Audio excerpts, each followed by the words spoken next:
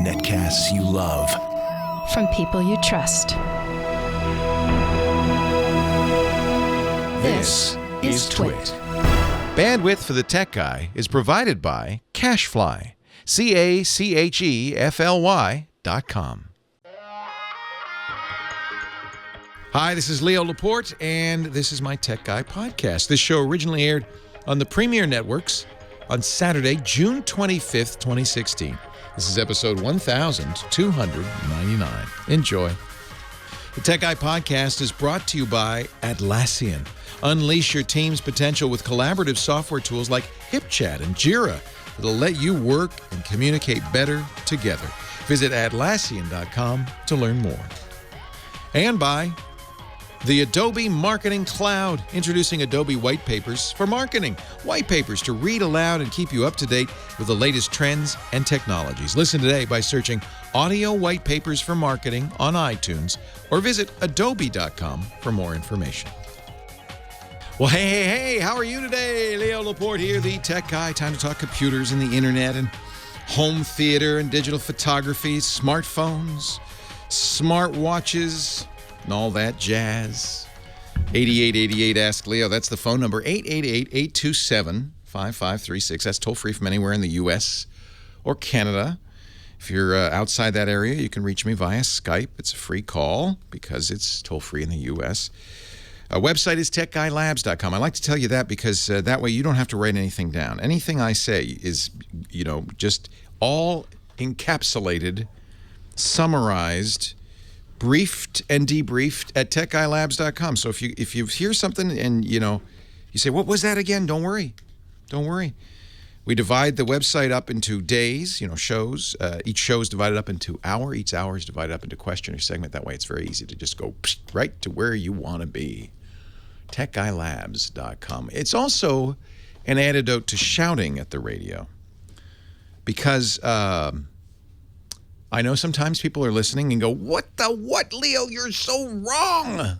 And I understand that, and sometimes you're right. I am wrong. I'm not perfect, but that's why we have the website, because then you can go to the website and you can express yourself in the comments section. And frankly, I want to hear it. If there's a better answer or a different answer, or if I'm wrong, please put it in there, because we want to make the website useful. There's no sign up. We don't ask for your email address or anything. Just techguylabs.com. You'll also find a link there to the chat room.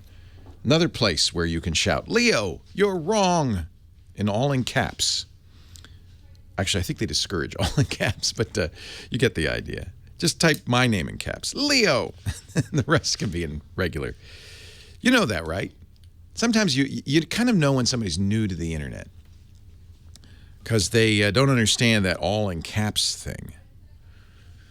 There's a kind of a progress people make when they first get online or first start messaging. The first thing they do is they type all in caps. I don't know why. I guess it's easier. I don't know why. Type all in caps and then carefully punctuate. This would be a sample of, somebody who's new to the whole shebang.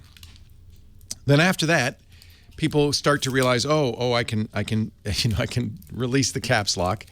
Actually, as it evolves, pretty soon caps go away, punctuation goes away, pretty soon words go away, and you just get a lot of emojis. That's a sign of a mature internet presence.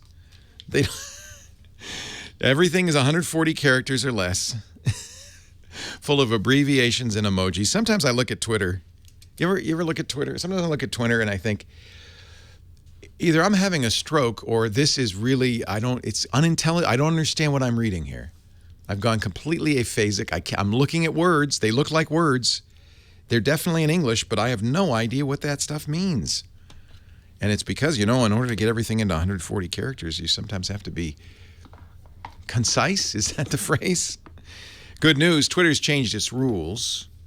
And no longer will people's names, the @ plus name, or the web addresses, those won't count against your 140 characters. It's going to get longer and longer. And if you're sending direct messages, the sky's the limit. I'm not sure that's a good idea. Terse, that's the word Dr. Mom says. It's terse. Terse implies snippy, like I'm being terse, I'm being short with you. Concise, highly abbreviated. Anyway, I will try not to speak in jargon. I endeavor to speak in plain English. It's not easy with geek topics, but I try. If you want to talk tech, 8888, ask Leo. We could talk about the latest. The big story, I increasingly am believing that the big story these days is machine learning, ML for short. You may have heard of AI. That's another thing. There you go. That's concise. Geeks will never use words if an abbreviation will do. AI is artificial intelligence. ML is machine learning. Not quite the same thing. Google is all in on machine learning. Great article by Stephen Levy on Back Channel, which is a new tech publication on Medium. How Google is remaking itself as a machine learning first company. And buried deep within that article, a revelation that we had not heard of until this point, which is that Google search now it uses something called Google Brain all the time. I have to say, we've seen a lot of science fiction movies in which the machines get intelligent and then they start, rejecting us, its creators. And there are even a lot of very smart people researching this who think that is in fact going to happen at some point, sooner or later. Some say sooner. Ray Kurzweil, who was an early artificial intelligence researcher, quite a genius, was at MIT. Now he's at Google. He created the Kurzweil speech recognition system, working with Stevie Wonder. He also created the Kurzweil synthesizer for Stevie. Quite a brilliant guy. He calls it the singularity. The singularity is that moment in time when a computer intelligence is indistinguishable from a human intelligence. Is not identical. He's very clear. He says, I don't mean identical, just you can't tell the difference. It doesn't matter what's going on inside. You just can't tell the difference. He says that's, a couple of decades off, maybe. Of course, he said that 10 years ago, so maybe it's only a decade off. 2020, 2030, in there. The problem with that, and the reason he calls it a singularity, is something called the hockey stick. When things grow exponentially, we're used to things growing like flowers, like plants. They grow arithmetically, they, inch by inch, row by row. Watch as my garden grows, that kind of thing. Exponential is when they double, and then they double again. So in the first year, let's make it a year and a half. That's Moore's law. First 18 months, the machine gets twice as smart. Then it gets doubled again. It doesn't get 4 times as smart. It gets doubled 2 times as smart, which turns out to be 4, but it's not 2 plus 2. It's 2 times 2, and that's important because 2 plus 2 plus 2 is 6, but 2 times 2 times 2 is 8, and it changes quite rapidly. But at the beginning, it seems almost arithmetic. 2 plus 2 plus 2 plus 2, which is 8. 2 times 2 times 2 times 2 is 16. And what happens is you get a hockey stick, a gradual growth, and all of a sudden, it explodes. That is the singularity. See, because once machines are indistinguishable from human minds, then they might start doing things, Ray Kurzweil supposes, that a human mind might do, including, and this is the one that's scary, designing other machines. Then they start designing faster than we do. Pretty soon, they're a lot smarter than us. Pretty soon, we're like ants, and they're like the Terminator. And then, well, you've got the Terminator and Skynet. Elon Musk, smart guy, right? Creator of Tesla. He's about to make the world's largest company, he says, if he manages to merge with SpaceX, his space exploration company, and Solar City, his solar company. He puts them all together and make $1 trillion company. What's his plan? Can't say the guy's not ambitious. He says he's worried about artificial intelligence, and he's not alone. A lot of people are worried. The folks at Google say, no, it's nothing to worry about. No, don't worry. They have And, if anybody's going to be creating Skynet, it's going to be Google, right? The funny thing is it's a race. It's a space race. Not just Google. Apple's trying to do this. Facebook's trying to do this. Microsoft, they're all trying to do this. We're in a space race of artificial intelligence. And Google, you got to read this. I'll put a link to the article in the show notes. You got to read this article. Google's way ahead of the pack in scary ways. Leo Laporte, the tech guy.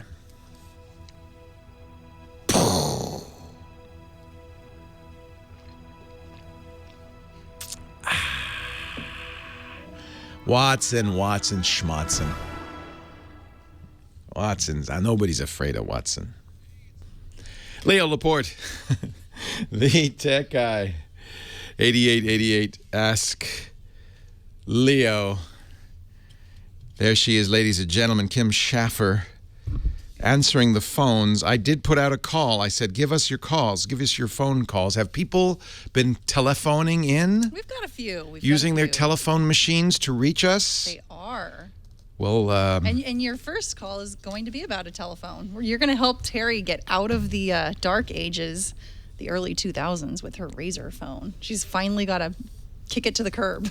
A Razor. Wow. She still has a Razor. Wow. Wow. Let's say hi to Terry in Los Angeles. Hi, Terry. Well, Leo Laporte, the tech guy. Welcome. Leo, good morning. Hi, how are you? Good. I'm great. Good morning to you. Leo, it's true. I do have a flip phone Razor, and matter of fact, it's prepaid. And my problem is AT&T is about to kick me to the curb. Yeah, they don't. December 31st. What do they say? They say I can no longer use this phone. Dang, nation. Why is that? I don't know why. They sent me a little text message saying, that's it. I can no longer use my phone. What the what? That just Yes, seems wrong to me. Yeah, now, but it's all right. you don't mind? It's time. You don't mind? No, I don't. It's time. It's time. It's time. It's time. See, because you would think as the tech guy, I would be saying, oh, yeah, you got to get the latest Framich with a top of the line thing and then put the. But I'm not that way. I think if a phone works and does what you want it to do, what do you need anything new for? We're just adding to the waste, the pile, the mountain of e-waste for no reason, just because AT&T wants to make a little extra on the side. Because really, there's nothing wrong with that phone, right? Yeah, no, there's nothing wrong with it. Don't be bullied into this. Well, I don't have a choice. I think you do. I think, well, here's the deal. If you want to get a smartphone, I'm not going to discourage you because there's lots of things you can do with a smartphone you can't do with your phone is called what they call a feature phone, which means they don't want me to call it a dumb phone, but it kind of is, right? Yes. Yes. So there's a lot of things you can do. You'll get internet access. It's easier to send text. You can look at your email. You can browse the web. You have maps. That's one of the number one things people like to do with smartphones is get navigation information, or just the where the heck am I button is handy. So there's good things about a smartphone, but I don't think AT&T is allowed to do this.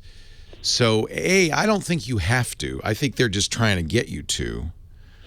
Oh, okay, now wait a minute now. How old is this phone? Oh, it's old. It's really old. Okay, so they're shutting down their 2G network, and boy, I think the FCC is ought to slap them around for this.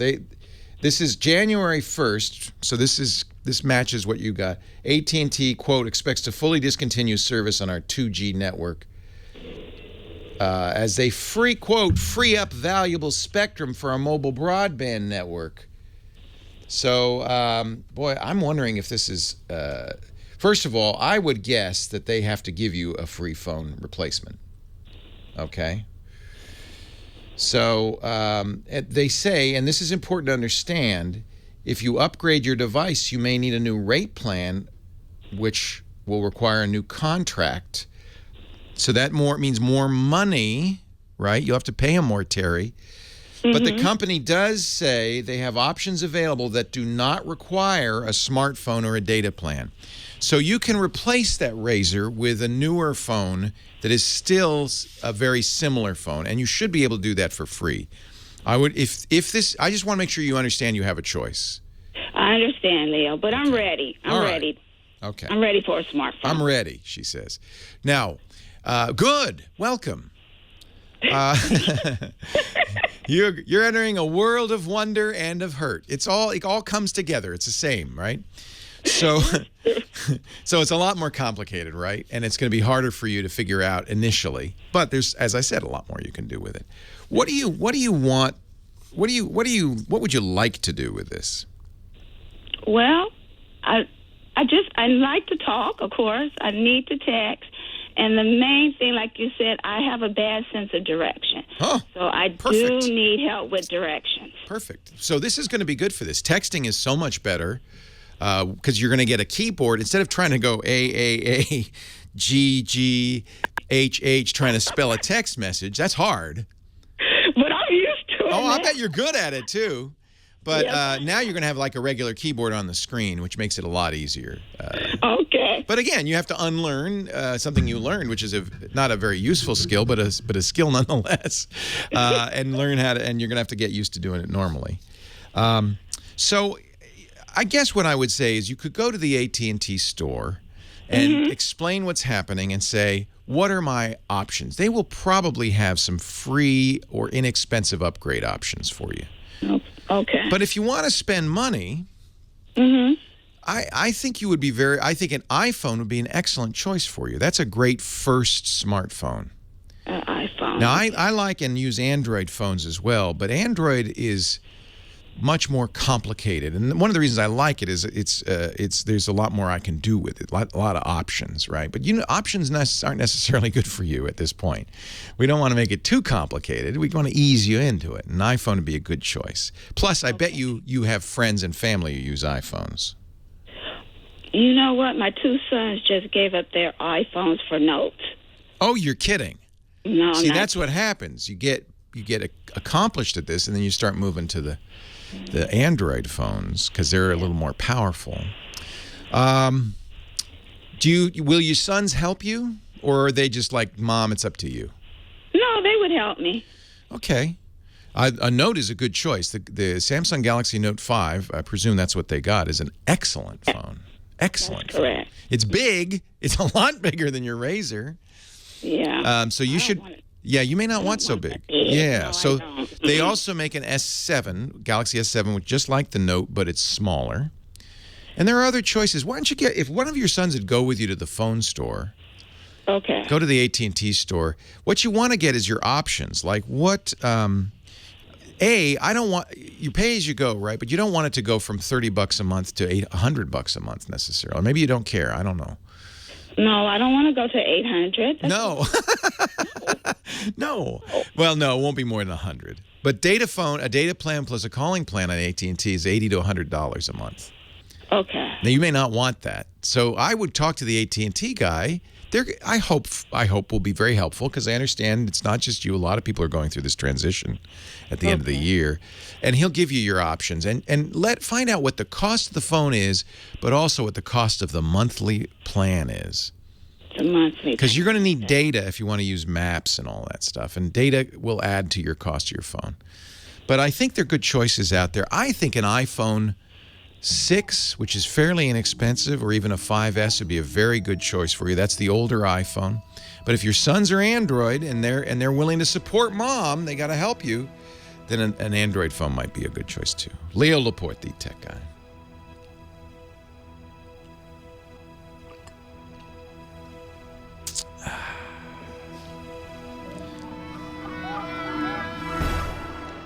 And don't forget that you always have the option. I ran out of time. I'm sorry, but I'm still talking to you, Terry. Oh, you thank you. Okay, Leo. You always have the option, and this is something to keep in your back pocket when you go to the AT&T store, of going to a new carrier and saying, "Well, I'm not happy. I'm going to go to Cricket," and then watch them scurry. Oh, okay. You see, that's the big club you can threaten them with. Okay. Right? So there are other choices out there, U.S. Cellular, Cricket. I like Ting, Ting.com. There's Republic Wireless. There are lots of other choices that offer month-to-month inexpensive plans. that may well be less than AT&T. And so you don't need to pull that out of your pocket right away. But if they give you any trouble, say, yeah, I'm thinking of going to Republic Wireless. Then see what they say. Okay. Because they want to keep you as a customer. They get a nice monthly payment from you.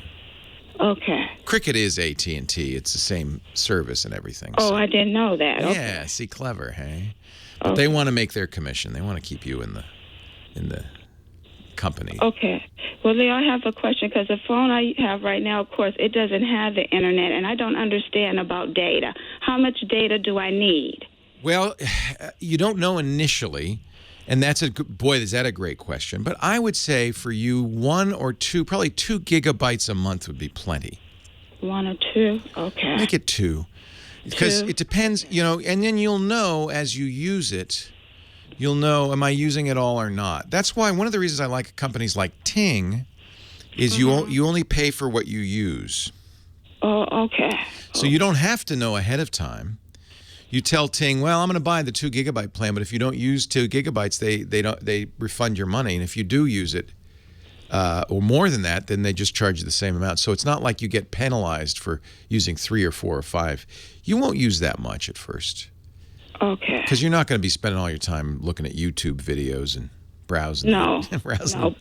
But I No. do want to look at my pastor, though, because she's on the internet 24 hours. Very So good. See, that'll use up bandwidth. So I'm glad you told me that. That does use up bandwidth. Yeah. Yeah. So watching her, it's video or audio?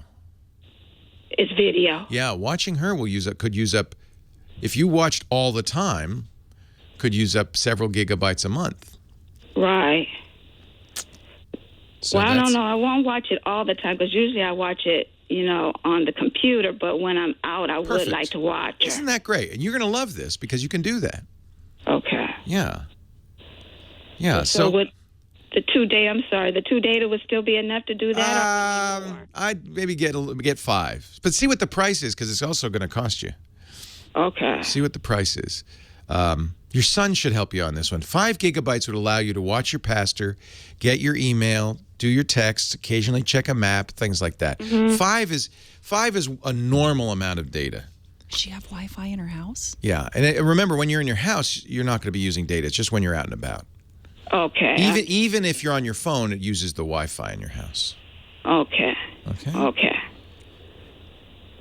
All righty then.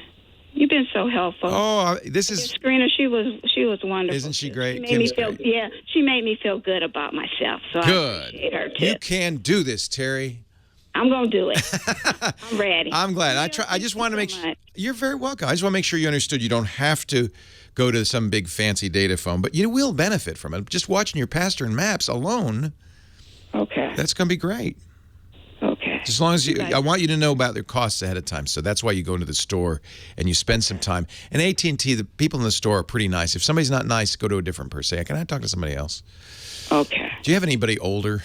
Sometimes the kids, you get a 23-year-old, oh, what'd you do? And they talk like that. So it's like, is there anybody more senior? All right, Terry, take care. You too. Thank you so much, Leo. And you know how to reach me if you have any trouble. You too. Scott Wilkinson's here, home theater guru. And he joins us each and every week. He's the editor-in-chief of the AVS Forum and the host of a great show called Home Theater Geeks. And I say great because it's on my network. But it is great. It's generally great anyway. I mean, it's great. It's with or without the Twit network. But this is where you find it, twit.tv/HTG for Home Theater Geeks. Hey, Scott. Hey, Leo. How you doing? It's great. I'm great. Good. Hey, I saw Independence Day last night, first show. Ooh, we are preparing for that by what we watched the last version 20 years ago. 20 years ago. Wow. And the really cool thing about this movie is that they use a lot of the same actors, and they're 20 years older. It's what happened 20 years from the time of that last movie. Nice. It's real. That part of it's really cool. I have to say, as a movie itself, I was a little disappointed. The story is a little disjointed, a little choppy, as if there were sort of too many writers in the writer's room, maybe. But in any event, it was just so fun to see, Jeff Goldblum and Brent Spiner and Bill Pullman, in their roles 20 years later. That was pretty cool. It was just so much nostalgia. Yeah. You know, I've read some reviews that said it wasn't, you know, it doesn't, you know, match or exceed the first previous one wasn't that good either. I mean, it well, but it had some moments, certainly, and it has Okay. become kind of iconic. I mean, the spaceship blowing up the White House, that's an iconic image. Oh yeah, for sure. And this one, I don't think quite came up to it. The younger actors, I don't think had quite as much. They don't blow up together. the White House? No. Do they blow up the Golden Gate Bridge? That seems to be popular. No, they blow up London Bridge. Oh, London Bridge. The one Tower in of Arizona? No, the one in London. Well, that wouldn't be as dramatic, would it? And Jeff Goldblum's character says, they like getting the landmarks. Yeah. I love Jeff Goldblum. I'll go see any I do movie too. he's in. I do too. Yeah. It's fun. If you can go to a Dolby Cinema, of course, that's all the better. Now tell me about that. What does that mean? It means that a Dolby Cinema is one of 19 places in the U.S. that shows the movie in high dynamic range, Dolby Vision high dynamic range, and Dolby Atmos sound. So it's sound all around, sound above you and from around you. And the high dynamic range imagery is beautiful. Really, So it'd really be worth good. seeing it just to see, you know, this new standard of filmmaking. I agree. That's absolutely true. This is And going to be in more than 19 theaters eventually, right? Oh, yeah. In fact, this weekend, I'm sure it's everywhere. No, I mean Dolby Cinema. Oh, yeah. AMC is rolling out Dolby Cinemas in a hustle and a hurry. Yeah. So they're trying to open as many as they possibly can, as quickly as they can. Good, So good. there are quite a few of them on the coming soon list. And but at the moment there are 19, including one that's pretty far from you. It's the closest to you I'm is not near going to Fremont. That's near Fremont. It's that's Fremont, not near gonna San happen. Jose. Yeah, Yeah. The weird thing was, the AMC near me in Burbank did not have tickets on sale for the Dolby Cinema until like last Wednesday. You know, weren't we were sure they down were. your way. I should have gone when I was down there. We were down in Newport Beach Well, for the week. Well, but you must have haven't had to drive back on Friday, We right? did, yeah. So you wouldn't have been able to because it Okay. didn't start showing until Friday night. Oh, no, that would have been out of it. So that you couldn't have All done right. that. Okay. Anyway, I do recommend it, especially for fans of the original. You'll get all kinds of chuckles. It's very funny in many spots. You know, as a movie per se, it's somewhat disappointing, but I didn't care. Yeah.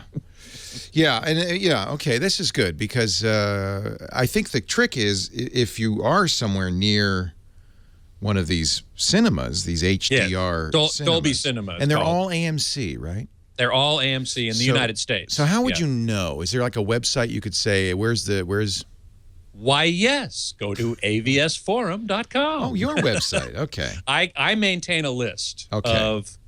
of Dolby Cinemas, both current and coming soon, because I want people to go experience this. Yeah. Not only do I maintain a list of Dolby Cinema sites, I also maintain a list of movies that are released in Dolby Cinema. Cool. In Dolby Vision, particularly, the high dynamic range, which is really what you want to see. There are a lot more theaters than 19 that have Dolby Atmos sound, but Dolby Vision high dynamic range is pretty new, so there aren't that many of those. And so I've listed the movies that are released in that format and the theaters where you can go see it in that format, because I really want people to see it. Well, It's if you're lucky really, enough really to live near one, and they're in kind Yep. of odd places like Fremont.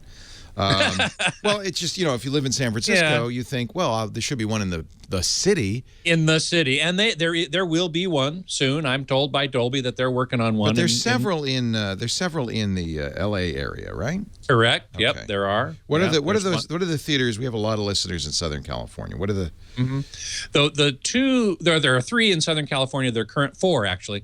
There's Burbank AMC Burbank 16, Yeah. which is the one I go to. There's AMC Century City 15, which is obviously in Century City. There is the El Capitan in Hollywood, right across the street from the TCL Chinese Theater. Okay. Is not a Dolby Cinema because it doesn't have stadium seating and a few other things, but they do show Dolby Vision and Dolby Atmos there. So you get the ticket- HDR. You get the HDR. It's hella expensive. It's so prime tickets are like almost $30. And are you required to wear a necktie? No. gloves, a hat. They do No. give you a free drink and popcorn with that. Oh, it's hardly free. And you get a stage show. Oh, well, the stage show. What is that? Like the Rockettes? What do you get? No, you get some sort of performance by, Disneyland cast officer. People from Disneyland. They said, okay, today you're working Harvey at the El Cap. Mouse. And Yeah, sure. Mickey's ne'er-do-well brother Harvey. Right, Yeah, right. Exactly, Billy Mouse. Yeah. Yep. Yeah. Okay. Exactly. When Yeah. they showed Finding Dory there, they had some sort of Now, was that in bubble HDR? I'd like to see. It was. Yeah. See, that'd Yeah. be good in HDR. It was great. It was great in HDR. Absolutely. Keep saying HDR. That's high dynamic range. That means Right. that there is a wider range between the darkest and the brightest. Correct. So Correct. it looks more like the- more real, basically. Yes. You go to a normal theater, and the blacks look kind of dark gray, and maybe sometimes not even that dark. Yeah. They look gray. But you go to a Dolby Cinema with Dolby Vision high dynamic range, the blacks are just black. I mean, they are like the projector is off. It's like, really? In the what are called the black interstitials, which are the blackouts between scenes. Kind of like OLED screen, maybe. Yeah. Yes, exactly. All right. Speaking of which, in my last few seconds, I will tell you that the Value Electronics shootout occurred, and the LG OLED won for the third year in a row. Oh, is this the G6? They did the G6, which is the flagship, top of the line. Yeah. It was not a surprise to anyone. Yeah. The Sony LCD and the Samsung LCD and the Vizio LCD all performed reasonably well. The Samsung seemed to have some problems with it, which was kind of strange that they would allow that to happen in the shootout. But it was not a surprise to anyone that the LG OLED won the overall scoring. And you've said, and I'm going to reiterate this, that you don't have to get the G6 exactly the same display without 3D. In the B6 for a It's lot available less money. for the B6. Well, Yep. like 1,000 less. All right. Well, 3,000. 3,000 less. Okay. Oh, yeah. Yeah. It's only $5,000. Scott Wilkinson, avgforum.com and HTG. Thanks, Scotty. Leo Laporte, You the bet. tech guy.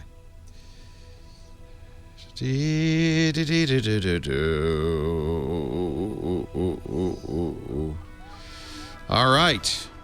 It's all yours, my friend. Thank you so much. User 5114 is Dolby Vision the laser imaging technology? Yes, it is. Exactly right. That is precisely what it is. And that is one reason why they are able to achieve high dynamic range. Mike Heiss here in the chat room was saying, I think another aspect of it is that all Dolby Cinemas need the 6P Christie. That's correct. 6P corresponds to what's called 6 primary. So they have two projectors. Each one produces red, green, and blue. They have red, green, and blue lasers, actually.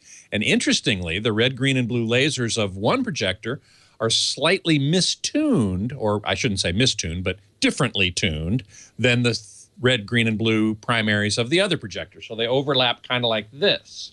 Let me get rid of my other fingers here. So this is red in one, and this is red in the other, and then green and green and blue and blue. Why do they do that? For 3D. Because when they do 3D, and interestingly, AMC theaters do not do 3D in these Dolby Cinemas, but the El Capitan does, they use a technique called spectrum separation. So that you put on the glasses, you have to wear glasses for 3D, and one of the lenses filters out one of those sets of RGB, and the other lens filters out the other set of RGB, which is how you can get separate images into your eyes. They use slightly different colors of red, green, and blue, but that's not really noticeable. But there's a big problem. There is a big problem with this type of 3D, which is these glasses are very shiny. And those of us who wear prescription glasses, and you put on these 3D glasses, these spectrum separation 3D glasses, and you get what are called internal reflections. The light comes in and some of it bounces off the prescription glasses, and then it bounces off the inner surface of the 3D glasses, and back and forth and back and forth and back and forth. You end up with double images and haloing, and it really looks funky. So this is why I don't like spectrum separation 3D, but it's what all laser-based projection systems use, including IMAX laser, of which there are at least 2 in LA that I know of, the TCL Chinese and the Universal City, which costs like $10 just to park, although you get some of that back if you go see a movie. Anyway, I haven't been up there in a while. But I don't like seeing 3D in that format. It doesn't work for me because I wear glasses. So which is why I'm really glad that AMC decided not to do their Dolby Vision, Dolby Cinemas. They decided not to do 3D in those theaters. And I asked them why one time at a press conference. And they said, well, we've got 3D in our IMAX theater. We've got 3D in our other conventional theaters. We thought it might be better to offer consumers a choice. Well, okay, if I'm offered the choice of 3D or high dynamic range, I'll take the high dynamic range every time, no question about it. Another problem with normal 3D in, say, the conventional cinema is that it's very dim. You only get a quarter of the light that you would normally see on the screen coming through those glasses. So it's a very dim image, and that's not really all that great. Dolby Cinema does give you much brighter 3D images, about half of what the 2D image is, and a lot more than your normal 3D theater. But still in all, I'm really glad AMC decided to do what they did. Leo Laporte, the tech guy, 8888 Ask Leo. Back to the phones we go. And on the line right now, it's Richard, Los Angeles. Hey, Richard, Leo Laporte, the tech guy. Hi, Leo. I hope you had a good time in the heat in Universal City down here. It was hot. I was at, we did the Universal Studios tour on Monday, and it was 108 degrees. Well, when you were down here, I checked, as a matter of fact, and they said it was 111. What? Oh, I'm glad I didn't know.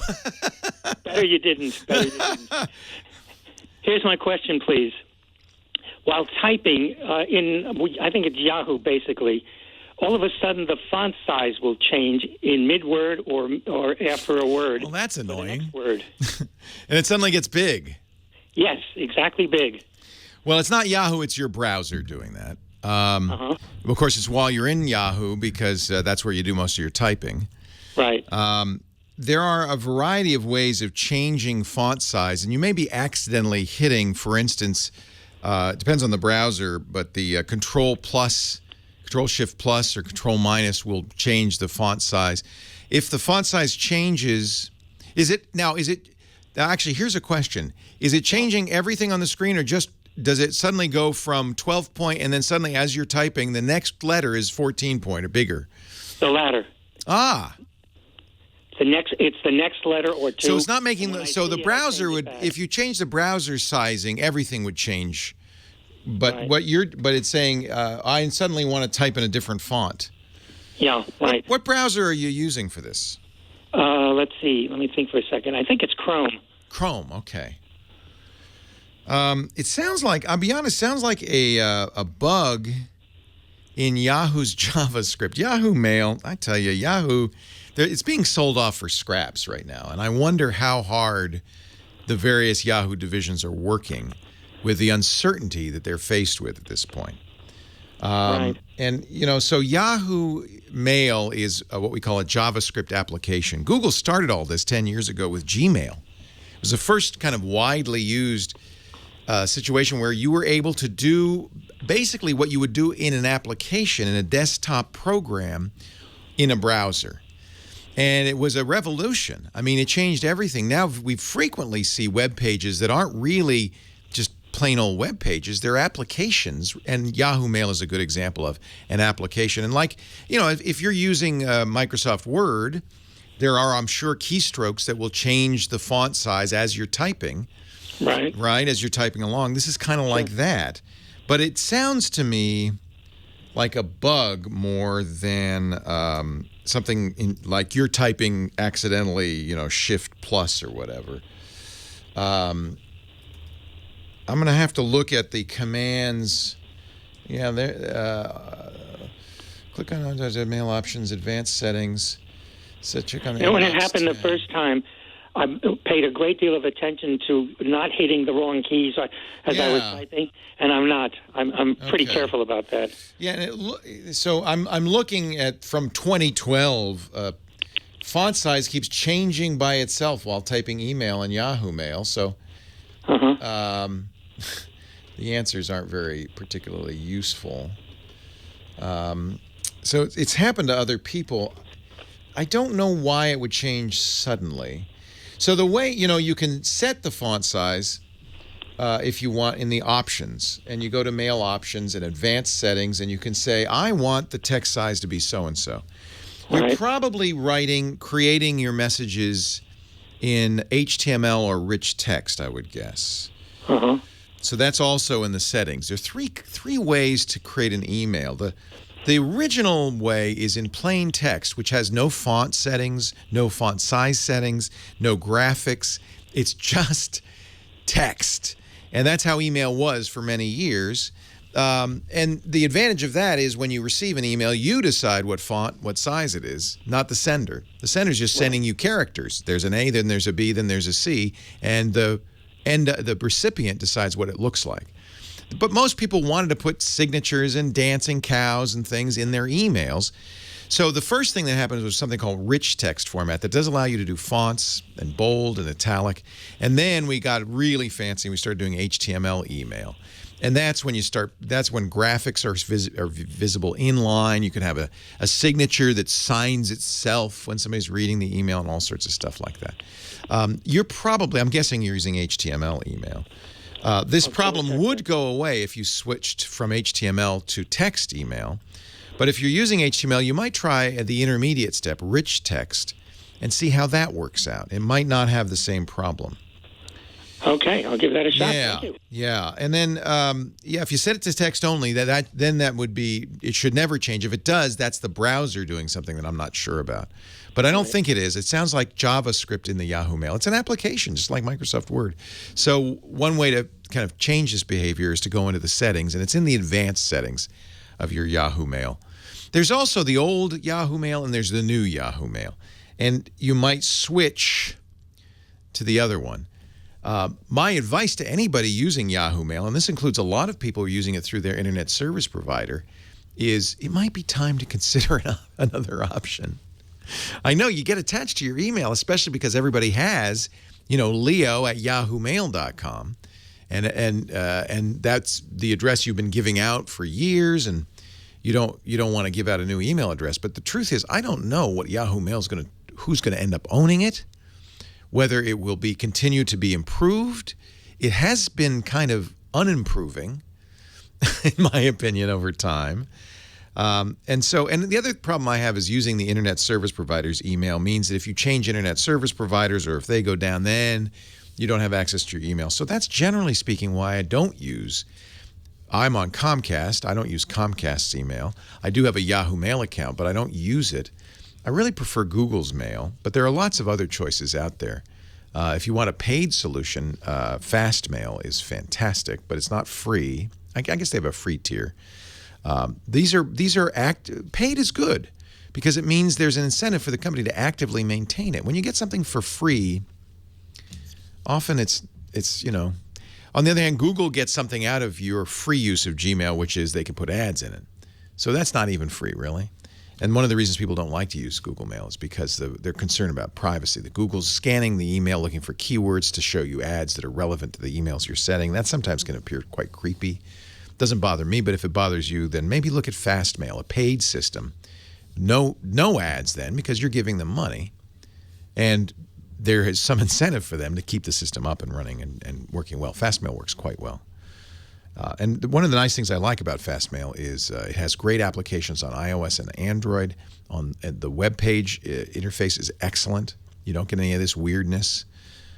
I think you'd be better off. At some point, if you're on Yahoo Mail, I would suggest biting the bullet. If you create a Gmail account now, you can have Gmail get your Yahoo Mail, so you don't have to tell anybody, oh, use my new email. I would start saying that, but even if they use the old Yahoo Mail address, you can have Gmail get it, fetch it, and put it in your Gmail box. That way you'll always have it. That might be the best solution. Times change. Things change, and Yahoo's going through some big changes right now. Leo Laporte, the tech guy. More calls right after this. Oh, thanks. I was we were talking in the chat room about Dolby Cinemas and HDR and so on. Dr. Mack asks if they're in other states besides Southern California. Absolutely, they're in a bunch of different states. So I put in the chat room the links to the article that has the list of all the Dolby Cinemas, and you're in Southern Oregon.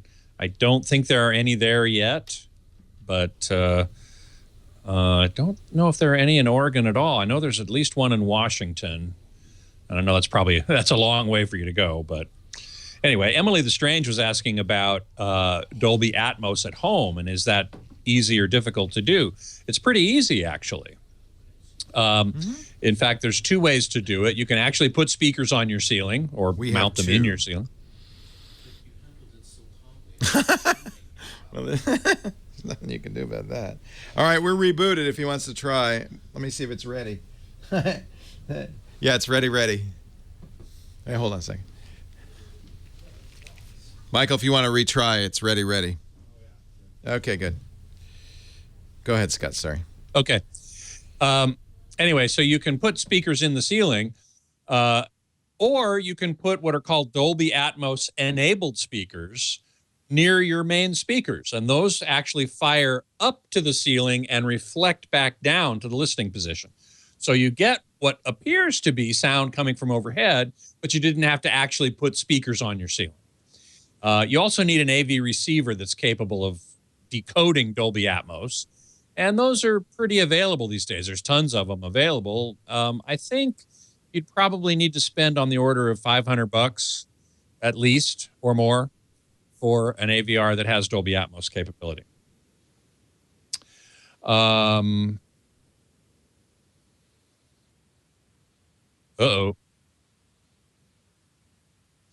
You say something, Michael? We just got Locke. Can you hear us now? Oh, but now our audio's not going out to him. Yeah, that's because we switched. Hold on.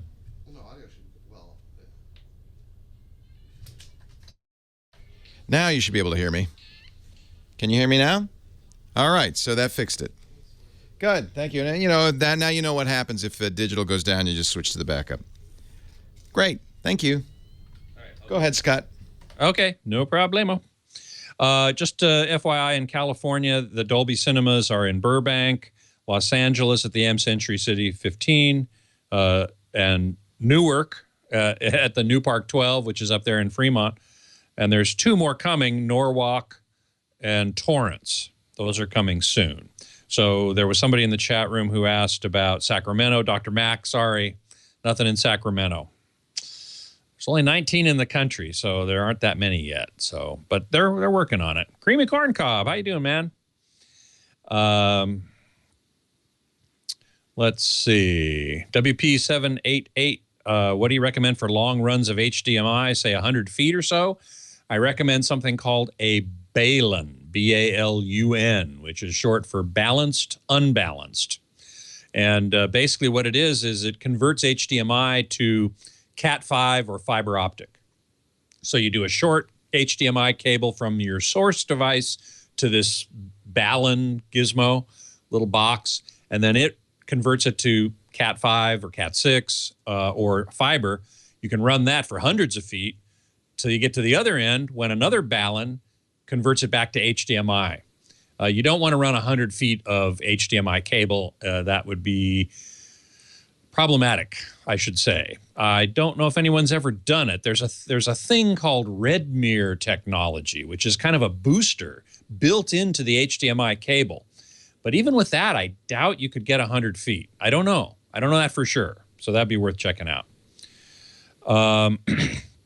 We were also talking about Independence Day resurgence, and Dr. Mom had the same question I did. Wait a second. Brent Spiner's character, Dr. Bracken Oaken, or Brackish Oaken, great name. I thought he died in the original. You know, when the alien in the autopsy room came to life and grabbed him and communicated with the president and so on. I thought he was dead after that, but it turns out, sorry for the spoiler alert, he's not. I mean, you know this if you've seen the trailers. He's in there. In fact, he's one of the most present characters, and he's got some of the funniest lines too. He was really tearing it up. Turns out he wasn't dead. He was only in a coma. So there you go.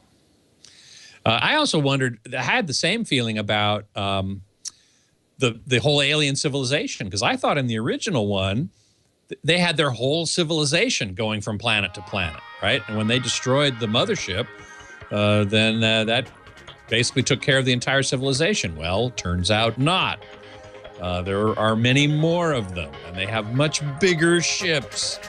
So that's kind of the premise of this one, is that they come back in a much, much larger ship, even than the ones in the original, which were 15 miles across. See you next week, okay? You bet. Thank you, sir. Take care. Well, hey, how are you today? Leo Laporte here, the tech guy. Time to talk about computers and the internet and home theater and digital photography and smartphones and smart watches and virtual reality headgear and global positioning system and microwave ovens. Leave out that last one. Anything with a chip in it except microwave ovens. 8888 Ask Leo. Actually, isn't that a hot topic now? Is putting internet and chips into everything. 8888 Ask Leo. That's the phone number. TechGuyLabs.com. That's the website. And the chat room is irc.twit.tv. I've mentioned this before, and I have to, again, credit Kevin Kelly, who has written a new book, wonderful new book, about the future and what's going to happen in the next 20 years and how those innovations are going to affect our lives. And one of the things he pointed out to me, and boy, when he said this, it was such a revelation. His book is, by the way, called The Inevitable. Because try as you might, these things are going to happen. And really, it's only a question of what you're going to do and how you're going to use them, because they're going to happen. And so what he pointed out is that when you get a new technology, this huge burst of innovation can happen around it by applying the new technology to existing inventions. He used as an example the advent of electricity. When, in the 20s and the 30s, we went through the rural electrification projects, and we got every home in America, almost every home in America, wired on the electrical grid. Suddenly, electricity was inexpensive and plentiful, and people said, well, what could we do with that? A farmer might look out at that pump, that water pump in the backyard that he had to hand pump, and say, boy, that'd be a lot more useful if we just made that electric.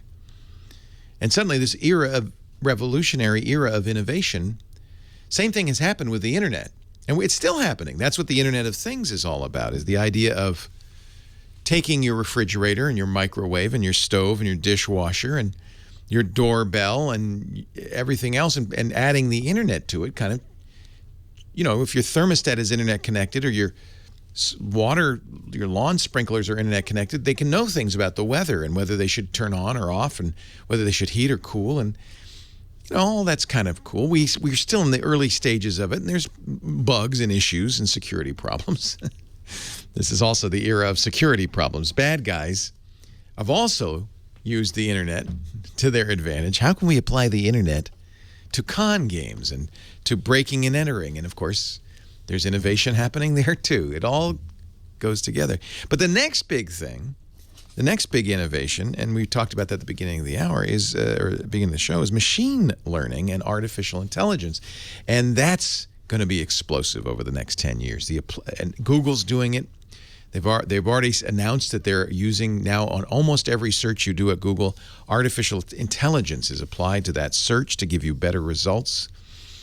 If you use Google Photos, you can type in a search that says, I want to see all the pictures of my son Henry in Paris in the winter, and it will find them, because they've been throwing millions of images at this artificial intelligence, training it to recognize. It can recognize every dog breed. You can say, show me Doberman Pinschers, and it will show you Doberman Pinschers because it recognizes them. It's what's happening.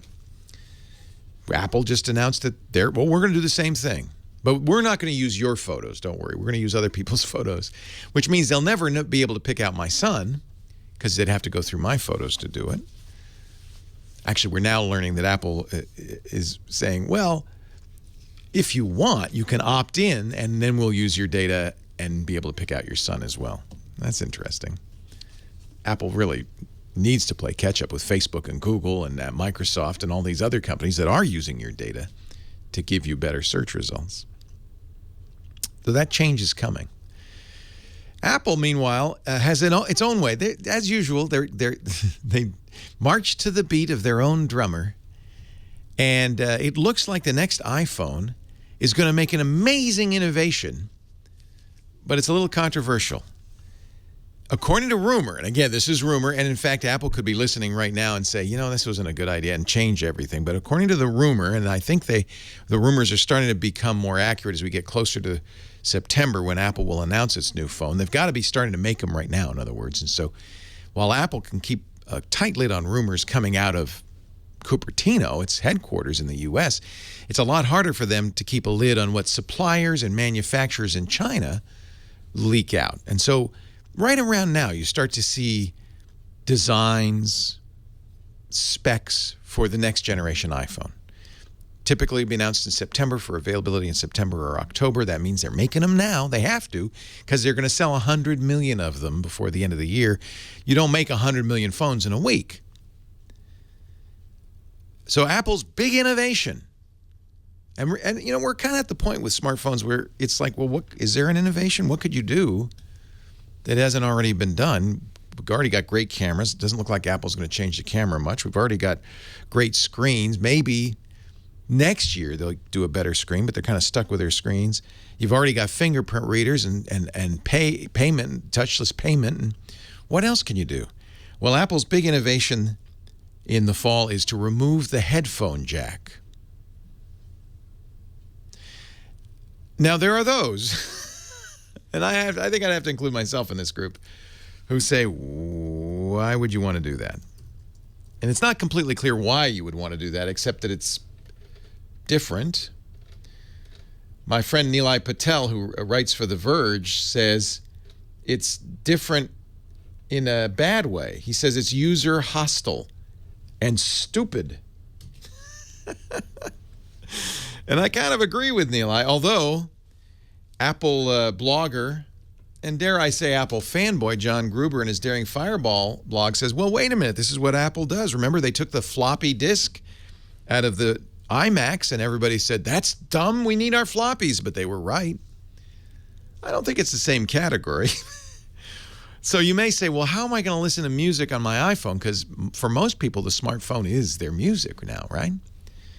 Well, there'll be two ways, of course, wirelessly, with Bluetooth headphones or Bluetooth speakers, or with a specialized headphone that plugs into Apple's proprietary Lightning port. And yes, those will cost money. Maybe they'll put a little dongle in the box that'll allow you to use regular headphones. You'll have to put the dongle in the Lightning port and plug in the regular headphones. If they do this, it is really, well, it'll be interesting to watch. It'll really be a test of how devoted iPhone users are to their platform. Because it's undoubtedly an inconvenience. We own lots of standard headphones. We own those now. We have them. And eliminating that port means I can't use any of them without either carrying around an extra dongle or buying more expensive Apple brand phones. Because yes, those headphones will have to come from Apple, which one might say is why Apple's doing it. They'll say, no, it's innovation. We can, make the phone thinner? I'm not sure we can make the battery bigger a little bit, yeah. You can make the phone a little thicker and put the battery bigger too. I'm not sure, it will be if they do this, and again, it's rumor and they may just not do it at all. Maybe we're just as a tempest in a teapot. It's one of the reasons I haven't brought this up, because this rumor's been floating around for months. But we're getting close, and that rumor's still there, and it's starting to become more credible. And if Apple does this, will Apple phone users say, well, no, I want my headphone jack and use something else? Or will they say, nope, I'm all in on Apple, and Apple's giving you more and more reasons to do this? You can unlock your iMac with your iPhone, with your Apple Watch. You can do all sorts of new stuff if you have all Apple. Will they be so devoted to the platform they're willing to give up their headphone jack? What do you think? Are you? Do you need a headphone jack? Could you live without it? 8888 Ask Leo. This is gutsy on Apple's part. And I'm very curious to see what happens. Leo Laporte, the tech guy. We'll talk right after this.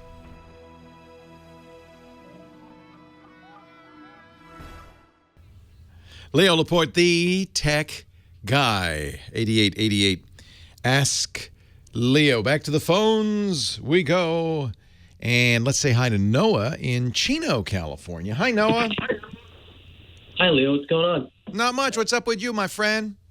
Well, I'm looking for an OBD2, like one of those, like kind of like the automatic. Yeah. For my car. Yeah. My only problem is that due to where I live, I have the freeway, like right by my house. It's basically a necessity for me to drive over 70 miles per hour at some points, which apparently the automatic penalizes you for your driving. Well, okay, so you can set the alarm. So this happened to me because Lisa, my wife, drove when we were in the Southern California area all week on vacation. She insisted. And one of the reasons she likes to drive down there is because, yes, you're right, the speed limit in some areas is 70 miles an hour, which means she can go 90. And, of course, the automatic by default will warn you if you go over 70, but you can turn that off. I read on it's not as configurable as other OBD2 devices. So OBD stands for the onboard diagnostics. There's a port in every car made after 96 right under your steering wheel. It's right there, sitting there. You would never notice it probably because it's dark down there. But if you get under your steering wheel in your car, you'll see it. And I think people look at it. If they do see it, they say, oh, well, that's for the tech at the repair shop to plug into. And that's true. But a lot of companies make Bluetooth dongles that plug into that and then connect to software. So if you don't want to use the automatic is very well known because they were the first to do an iPhone version. Most of the other ones used Android. Automatic now does iPhone and Android. The other ones do iPhone and Android as well. So it's basically equal out there. There's a program you can use instead of the automatic software called Dash. Excellent program. It's much more configurable. You can say, I don't want to be alerted until I go past 90, for instance, which is how I set it for my wife. Okay. Actually, she asked me to set it to 100. And you can also say, see, what the automatic's trying to do is teach you fuel efficiency by beeping at you when you go past 70, which is, no matter what the speed limit, much less efficient. You know, you use a lot more gas. Right. And whenever you hard brake, the idea to teach you to be a better driver, it's kind of a nanny over your shoulder. If you really don't like those settings, I'm pretty sure you can turn them off. But if you want the settings to be a higher speed limit or the braking to be different, then the Dash will let you do that. And you can't use Dash with the automatic dongle, but there are lots of other companies making dongles. If you download the free Dash app, it will recommend brands, and you can actually buy it through the Dash app, which I think is probably how they make money. So I'd recommend that. And you can get these for as little as $30. They're not, automatic is I think $80 or $90, and you can get it for less. I should disclaimer: automatic is a sponsor of some of our podcasts, and I use the automatic and love it. But you don't have to. There are many other choices out there. And I do recommend it because, among other things, it's not just a nanny telling you to drive better, although all of these guys Dash will give you a score, but it will also, for instance, I have Dash connected. I also do this with automatic, connected to if this, then that. It will save my trip, including a map, how much fuel I used, what the cost of the fuel was.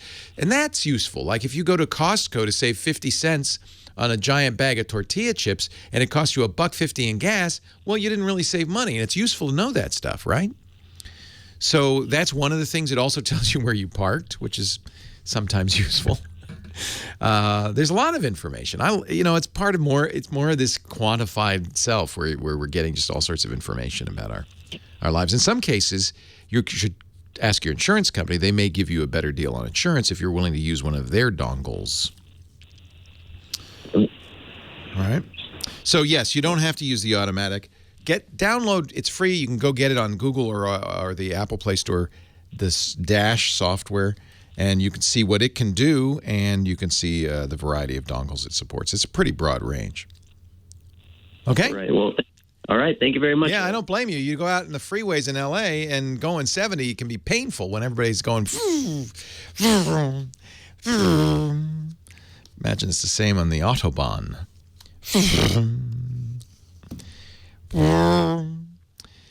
I just closed my eyes and held on to that strap. You know that strap? They have a name for it where you hold on real tight. It has a name I can't say on the radio. Oh, rats. Eric in Milwaukee, Wisconsin. Leo Laporte, the tech guy. Hi, Eric. Hey. Hey, Leo. How are you? Very good. How are you doing? Not too bad. First-time caller, long-time listener. Love the show. Thank you. Great to have you. Been a big fan since the days of Tech TV and Call for Help. Boy, those days are receding in the rearview mirror very rapidly now. Call for Help and the Screensavers show were on from on Tech TV, which was a small and now defunct cable channel. Were on from 1998 to 2004. That means I stopped doing it 12 years ago. Wow. But what's really interesting is I've been doing this radio show longer than 12 years now. So, wow. These things happen so fast. Yeah. I'll be a grandpa soon, I'm sure. No, kids, I'm joking. I'm joking. Joking. What can I do for you? So I have an iPhone 6 Plus that's with AT&T under their next plan, and I'm heading over to London next week, and I couldn't get them to temporarily unlock it for me. They just said no? They just flat out said no. That's so rude. Yeah. They've said, oh, no, we'll unlock it for international travel, no problem. I mean, they do have some rules. You have to have the phone for 6 months, and you have to be in good standing and blah, blah, blah. But, and I've had it for longer than that, and they still said no. Very frustrating. It makes me so angry. Yeah. So there's all kinds of locking. The carrier locking means that you can't use a phone you bought from AT&T with any other service, including somebody in London. You may find that you can anyway, but yeah, I wouldn't count on it. So if you want, the real issue is data. You can go to AT. What they want to do is sell you this ridiculously overpriced international travel package. Right. You get a package of data, which is never enough, and you get 30 cents a minute calling or 35 cents a minute calling, and you get unlimited international texting.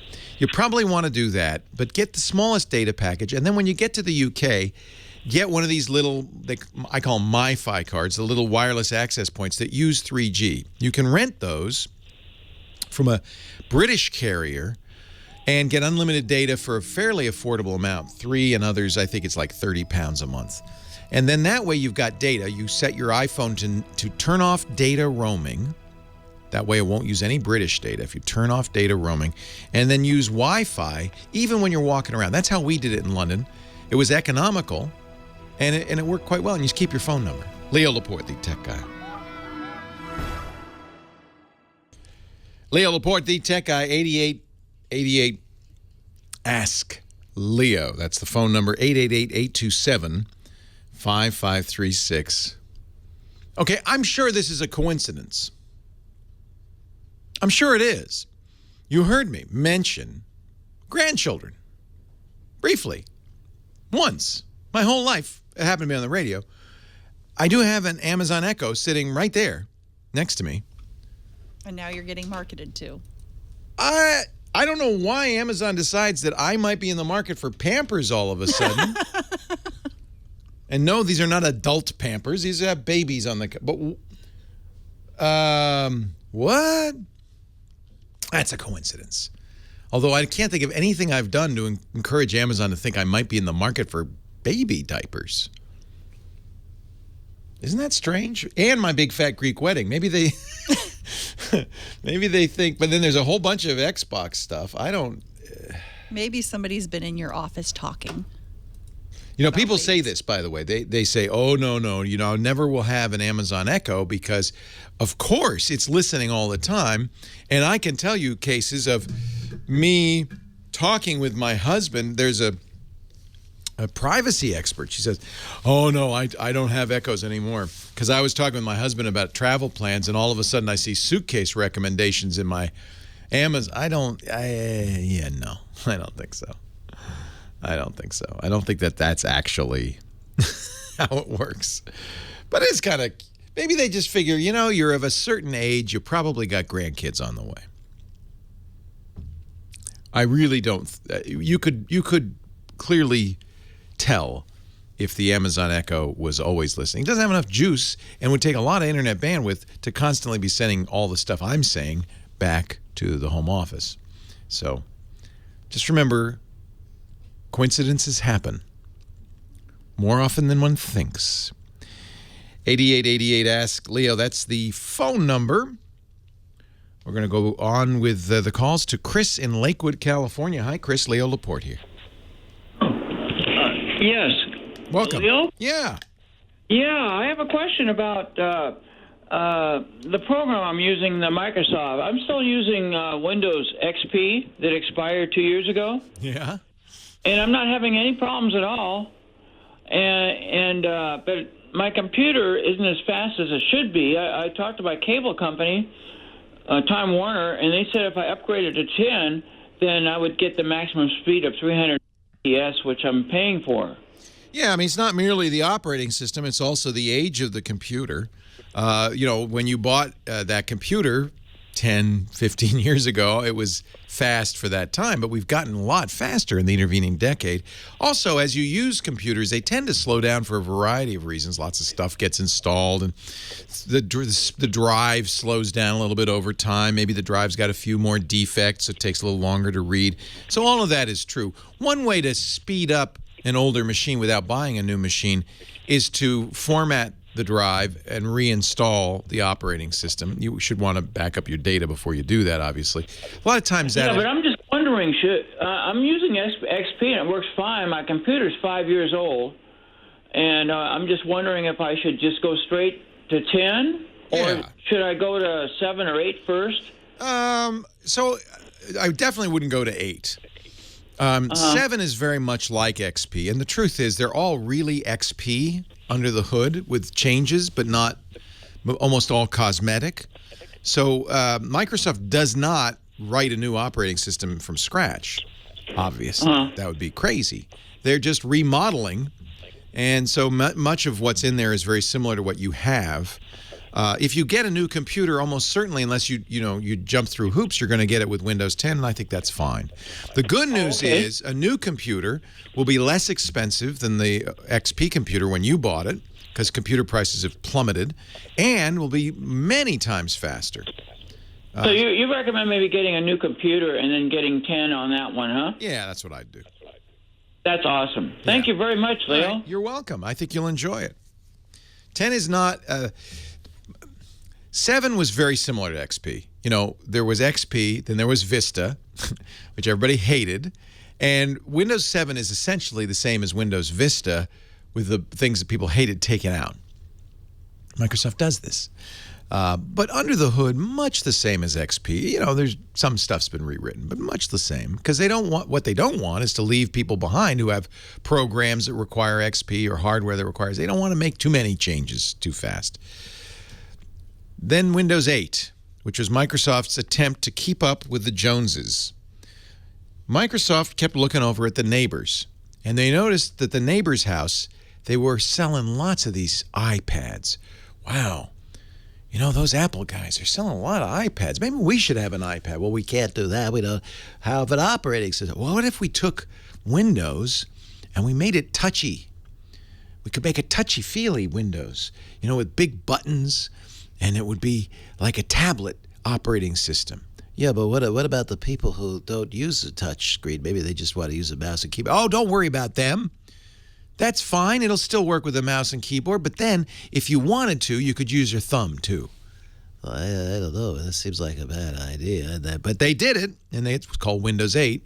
And guess what? As badly as people hated Windows Vista, they hated Windows 8 worse. See, I told you should probably not have mixed the two operating system with the desktop and the touch. You should have put those together like that. That was crazy. And then, of course, iPad sales plummet. Oh, look, they're not even selling iPads anymore. What did you do that for? And Microsoft's kind of shaking its head. They got rid of the people who created Windows 8, by the way. They moved on to spend more time with their families. Yeah, that's what happened. And they hired a whole bunch of new people. And they maybe even changed the CEO a little bit. Put a new CEO in the mix. Just see what happens there. Steve, you could go off. Why don't you buy a basketball team or something? You could just, it'd be a lot of fun. You're tall. You'd have a good time. And they said, boy, we got to fix this. So they took Windows 8. And they couldn't really. Now, see, this is the problem Microsoft has. You can't go backwards if you're Microsoft. You have to, you're like a shark. You have to keep swimming. But at the same time, it's a weird kind of shark because it can't go too forward either. You want to keep all the people running old software and hardware comfortable. So they said, well, here's what we'll do. We'll take a lot of that touchy stuff out. But it's in there. It's still in there. There's still a tablet mode in Windows 10, but you have to turn it on. So you don't ever see it. And I like that start menu. Can we put that back? Yeah, the start menu. Everybody liked that. So now if you look at Windows 10 and you compare it to Windows XP or Windows 7, you're going to say, yeah, it pretty much looks the same. They got now when I click the start menu, I get bigger buttons. But otherwise, it's pretty. And the buttons rotate and they dance around. But otherwise, you could change it back to the old way. Okay, so I don't even have to have that. It's pretty much the same. But in the meantime, they've kind of, I don't know, they fixed a few things. They painted the kids' room. They put a new roof on, maybe. The basement's still kind of a mess. They'll get to that next time. But it's fixed up. The biggest fix-up in Windows 10 is that they're continuing to support it. So if you're using Windows XP, as they told you 2 years ago, we're not going to fix that anymore. That thing is a mess. You can't hold us responsible. And that is risky because there could be, in fact, there have been security flaws that affect every version of Windows. There just was one fixed on Tuesday. That affected a week ago, Tuesday, for every version of Windows, even XP. But XP didn't get a fix. Everybody else did. They have to do that. It's called end of life. And they just, at some point, they say, we're not going to support it anymore. Yeah, I can understand that. That's a lot of work. They don't want to do that. But it means if you're still using Windows XP, you're at risk a little bit because those security flaws don't get fixed. Bad guys know about them now. So it's a good idea to use a currently supported version, and you might as well just go to 10. It's going to last the longest. Yeah, it's very nice. We got the start menu. Leo Laporte, the tech guy. 8888, ask Leo Laporte, the tech guy. We talk a lot about virtual reality on the show, and I've been kind of talking about whether, I don't know, I have all the visors because I'm trying to figure out, is this the next big thing or is this another like 3D video, 3D movies thing, which I kind of thought was a gimmick and seems to be, in fact, a gimmick to try to get you to buy a new TV or go back to the movies. And then, of course, now everybody's walking around wearing a toaster on their forehead because they want to see the world in a new way. And so I have the Vive, the HTC Vive, $800. I have the Oculus Rift, $600. This is the Gear VR I'm holding up here. Of course, you can't see it because it's a radio, but if you could, imagine if you would, a visor that you put your phone in. That's $99. But, of course, you have to have an $800 phone. It's expensive. But really, I would imagine the best virtual reality experience would be not something you'd have in your home, but something, like a Air Force flight sim or something like that. Or maybe the Harry Potter ride at Universal Studios. So as a, and I'm going to write this off of my taxes, as a work project, I went down to Universal Studios this week. And I rode the virtual reality rides. And I'd ridden some of them before. The very first one, which is now getting a little long in the tooth, the Simpsons ride, I hated when I rode on it. Now, these are virtual rides. So you're sitting in a box that's on hydraulics, and it lifts you and tilts you and twirls you. And then they have surround screens. You don't have to put on, you do put on 3D glasses, but you don't have to wear visors or anything, because the screens are all around you and they simulate motion. They tie the motion of the seat to the motions on the screen, and it's really fools your body. It's the Simpsons ride was so scary. I had to kept taking off the glasses and looking down and reassuring myself that my backpack was still on the floor next to the thing, and I was just being shaken around a lot. I wasn't really flying through space. But I think part of the reason that was less successful is because it was early and the video wasn't as good and the resolution wasn't as high. They did a Transformers ride. I don't know if you've ridden these. They're really fascinating. The Transformers ride moves you around more like an amusement park ride, but you're still being moved in a much more constrained space. You're not actually on a roller coaster or anything. You're just being shaken around and up and down and around. And the video is quite vivid, and they have, of course, dopey special effects like heat lamps and smoke machines. And for some reason, they seem to want to spit on you a lot in all these rides. So there's water, there's spray.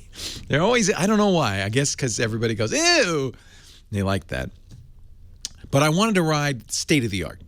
And now they've had this in Florida for some time at Universal Studios Florida, but they just had, just at Universal Studios in Southern California, just added, you know, they have Hogsmeade, they've got Hogwarts, the Harry Potter school. It's actually cool. I'm a Harry Potter fan. It was fun to walk down Diagon Alley and go to Ollivander's wand shop. And, you know, it's a little hokey, but and it's also a little bit more movie than it is books, and I really loved the books and less so the movie. But you know, of course, it's the movie. It's Universal. It's got to be about the movie. But the ride, you go into Hogwarts school, and first it feels a little bit like the Haunted Mansion at Disneyland. You sit down with 2 or 3 other people. I think it's 4 to a row on a conveyor belt, and you're being slowly moved on a conveyor belt, much as you are in the Disney Haunted Mansion. And you're looking at stuff as you go by. But this conveyor belt, this seat also has the hydraulics that can lift you. It can flip you almost upside down. It moves you all around. You put on the 3D glasses. They have what we call practical effects, which are actual physical pieces of the castle mixed in with the screens. So it's very vivid.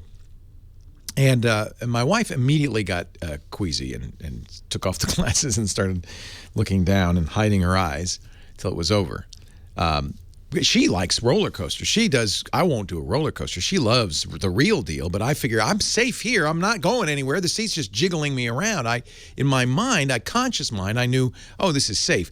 But I have to say, this is virtual reality very well done, because you fly. You fly on a broomstick, and you're flying, and you're dropping, and you're swooping. And I noticed I couldn't stop smiling. Because I really felt like, hey, this is what it's like. I feel like I'm flying. It was fun. And there's bad guys and dementors and all sorts of things happens. And yes, there's spray and a heat lamp. And I think a little smoke too. Cinnamon though, which is nice. I really enjoy. I went on it again. Did it twice. Just to make sure. And it was quite convincing. Now, I do not want to ride a roller. There are real roller coasters where you wear virtual reality goggles while you're on the roll. That's too much. I don't. Something about it. I know I'm safe. I'm just in it's like a giant hand is moving me up and down, left and right, and I'm not really dropping anywhere or anything like that. I don't mind that. For some reason, that doesn't bother me. But I have to say, if this is an example of VR, and I think it is, it's pretty cool. There will be 10 to 15% of the population always, I believe, always, no matter how good the technology, will get queasy. The Air Force observed this with their state-of-the-art trainers. 10 to 15, they even said this in a report, 10 to 15% of aviators who do these simulators get nauseated, and there's nothing we can do. That's just, there's going to be a fixed percentage of the population that can't deal with it.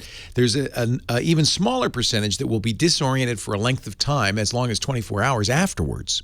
And I noticed that. In fact, I was with 4 people, 2 kids and my wife and I, and I noticed we were all, after we got off, and we take off the visors and we're in the real world, a little like, you know when you get off a boat, you've been on a boat for a week and you have sea legs and it feels like the land is rocking? It was kind of like that.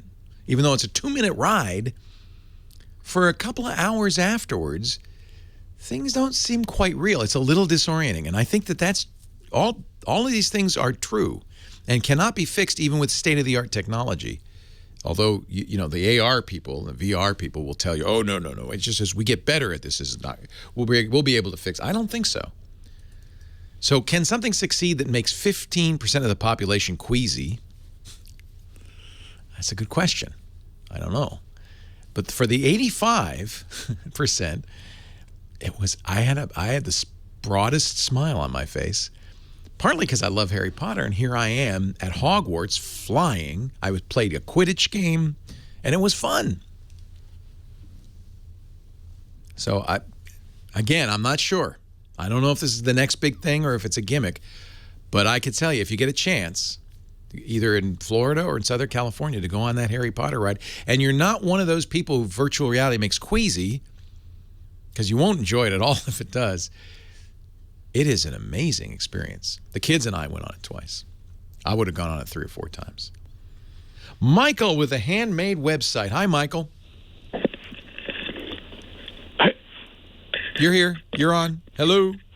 Hello. Yeah, I had my phone turned down because it was loud before. Yeah. Yeah, I have a website, and I had pretty good SEO. I was getting, it's just a plain informational website. You know, if you put information up, the people will come. You know what? We're going to have to take a break for news. I'm sorry. Hang on. Because I understand what you're asking. Google's changed the rules. How does it affect you? We'll talk about it when we come back. Leo Laporte, the tech guy. Do want to mention, as long as we're talking developers, you gotta know about Atlassian. In fact, if you're a developer, you probably have heard much about Atlassian. Maybe even some members of your team use it or have used it. Atlassian, we use Atlassian like crazy here. There's 4 parts to Atlassian, 4 major tools. There's Jira, which is an incredible tool for tracking software releases, software goals. We used it for design of both of our website and of our apps. So you start with, the whole agile methodology and user stories. You can keep track of who's working on what, when it's completed, when it's done. It's incredible. No matter how complex your task is, you can break it down and make it simple with Jira, Jira. We also use, in our engineering team, Confluence.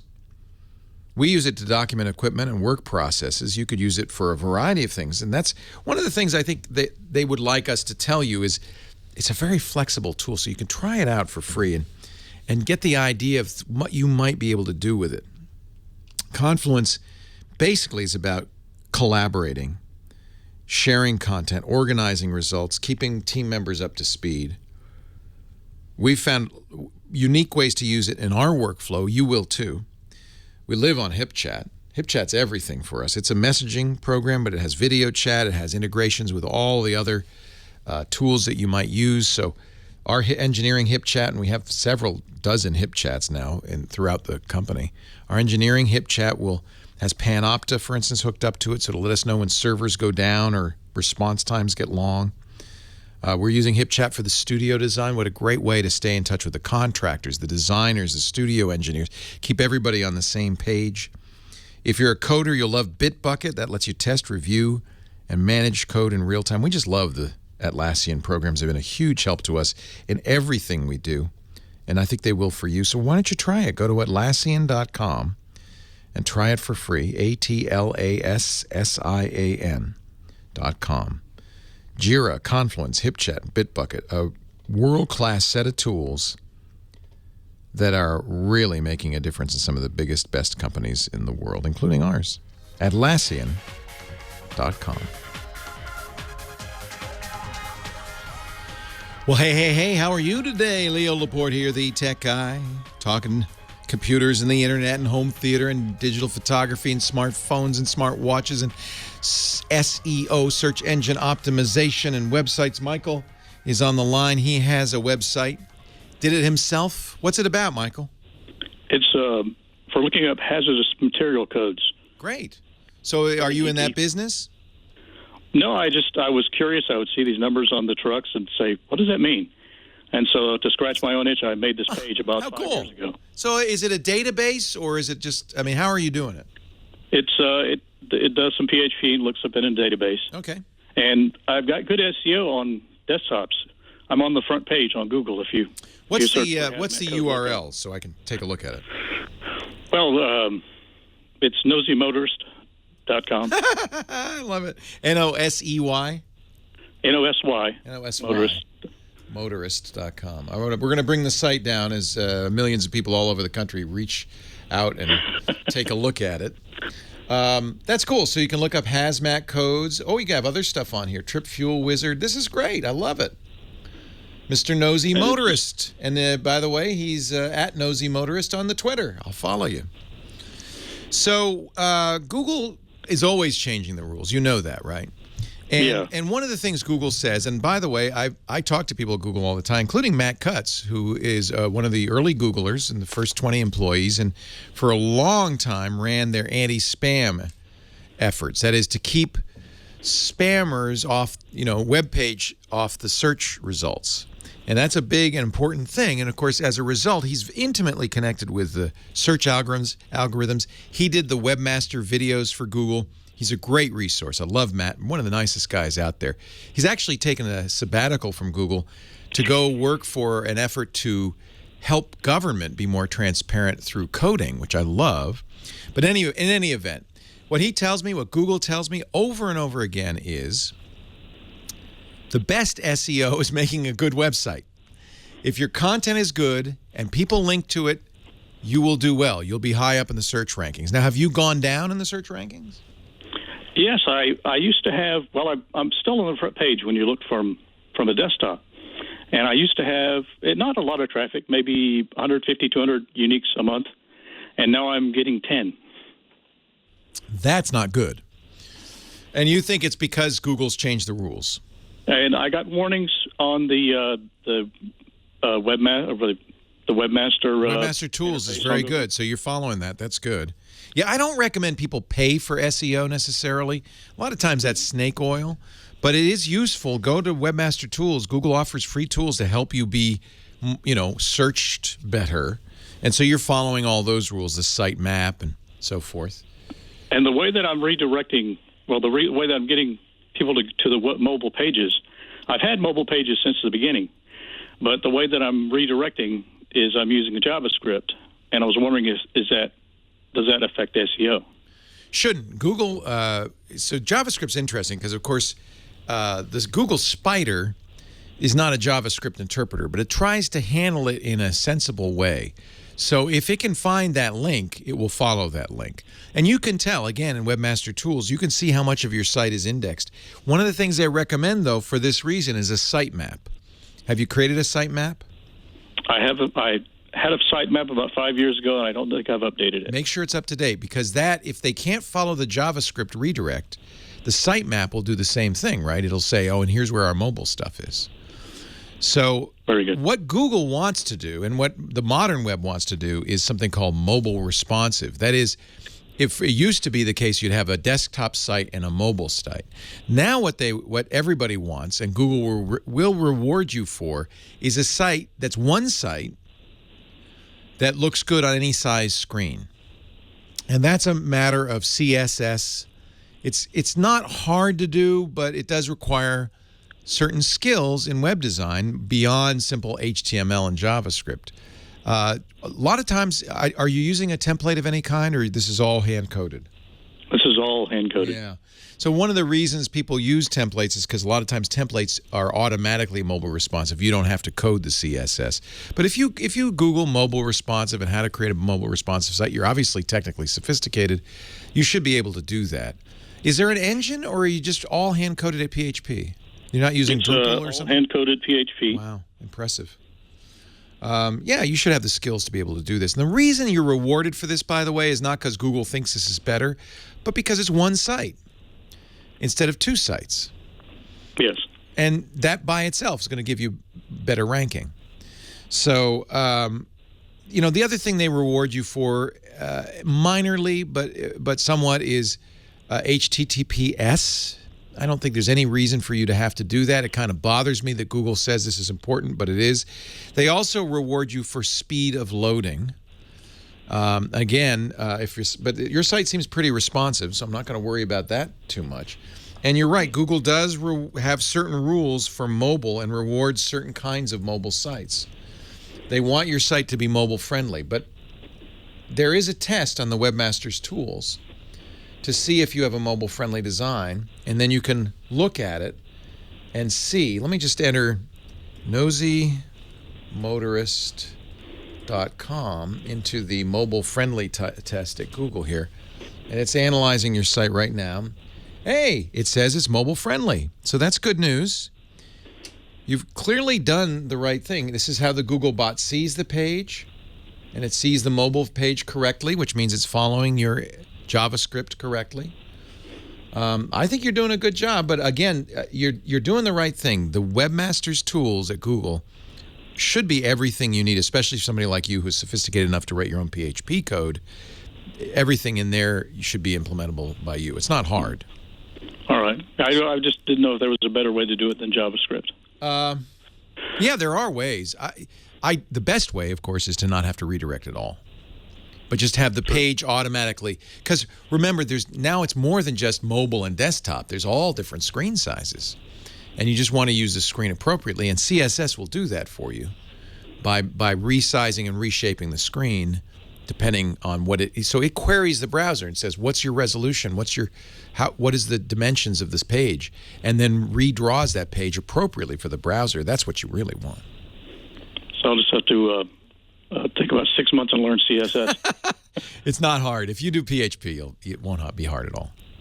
All right. Well, thank you very much. You're very welcome. CSS, which stands for Cascading Style Sheets, is actually a very simple way. If you know HTML, which you obviously do, and you're beyond that, you're writing HTML and PHP, CSS should not be difficult. There are also many tools that will help you with this.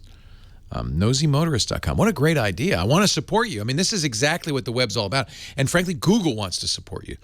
Because what makes the web useful is people like you who say, hey, I just wish there were somewhere easy to find this.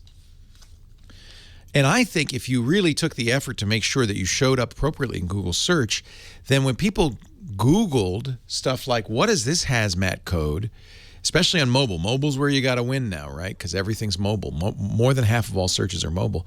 So you've got to have it so that when people go, okay, Google, what does this hazmat code mean? That Google checks your site first. That's when you're going to get the traffic. Of course, another way to get lots of traffic is to call up, mention the site on the show. We'll put it in our show notes. We'll give you some Google juice. That's where you get, by the way, that's how it all works. Fundamentally, PageRank, named after Larry Page, creator of Google, the fundamental algorithm is very simple. A page will show up higher in search depending on how many highly ranked pages link to it. That's called Google Juice. So a site that is highly ranked itself links to your site, that boosts your Google Juice, gives you higher search ranking. It's as simple as that. There are a lot of little details, but really that's the thing that matters the most. 8888 Ask Leo. More calls right after this.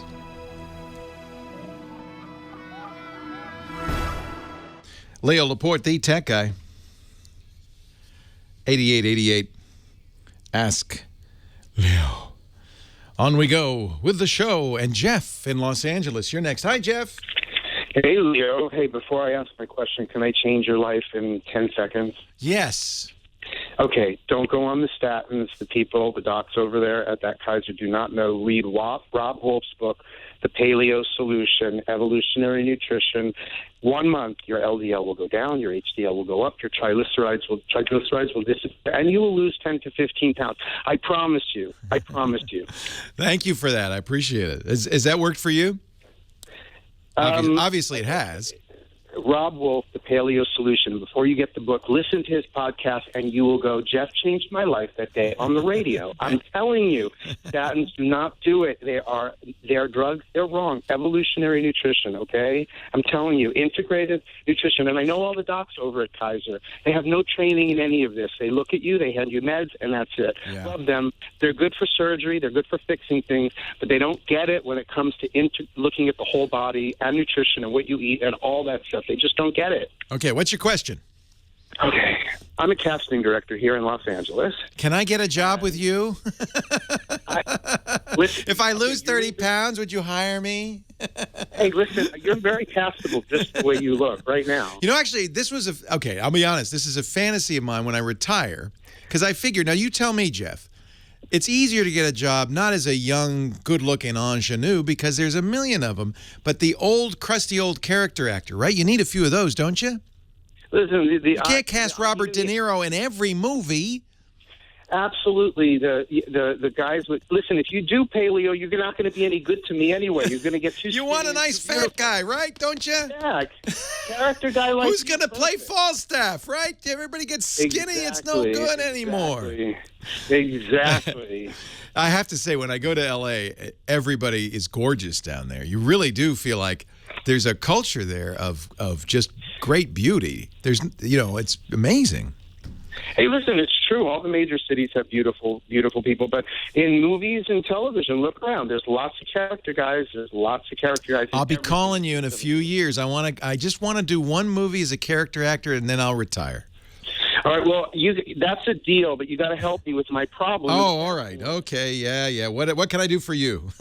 Okay, so in the casting room back in the old days, what I was using for digital casting was a camera with a FireWire output to a Mac, right? Now, remember, I'm in a room. I don't need to move around. I'm all wired with FireWire into iMovie, and iMovie used to be this amazing interface for clips directly on my desktop, which I could then decide which was the best one, get rid of the ones that were no good, move it into the movie, and clip the ends, and boom, I had a presentation for the producers.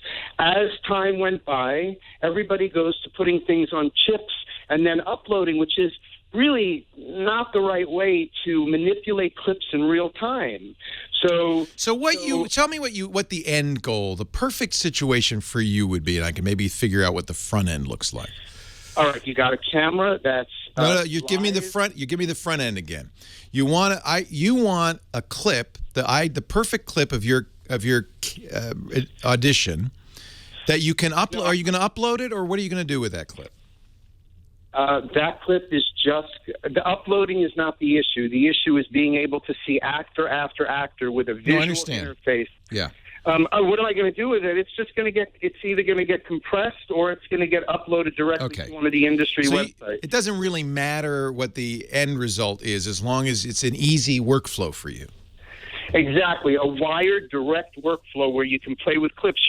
I use an old version of iMovie now, which still is able to do a capture into the Thunderbolt port from FireWire, and I can still manipulate the clips, but iMovie now puts them all in one place, but I want them to be project-based, and it's really clumsy. It used to be so beautiful. The little clips would appear there. I would delete the ones that weren't the final choice. I'd keep on taking the actor until I got the best choice.